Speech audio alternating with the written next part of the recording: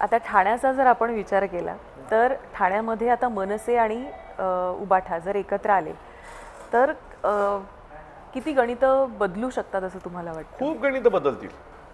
म्हणजे मागची विधानसभा जर तुम्ही पकडाल तर राजन विचारेंना 67-68 हजार मतं होती, मला 43-44 हजार मतं होती. ही दोन्हीकांची मतं एका विधानसभेतली पडली तर ती लाखाच्या घरात जातात. आणि त्याच्यानंतर आत्ताचं जे काही वातावरण आहे, काठावरची मतं आहेत किंवा दोन भाऊ एकत्र आल्याच्या नंतर एक मत दिलं पाहिजे अशा प्रकारची जी मतं आहेत ती ज्यावेळेला सगळी एकत्र येतील ना त्यावेळेला तुम्हाला सांगतो की आमच्यावर मतांचा पाऊस पडेल आणि अशा प्रकारे हे होईल. आणि बाकी लोक म्हणतात की तुमच्याकडे हे आहेत आणि ते आहेत, तर प्रत्येकाचा एक वेळ असतो आणि मला वाटतं प्रत्येकाचा एक वेळ संपतो देखील. आता वेळ आलेली आहे वेळ संपायची.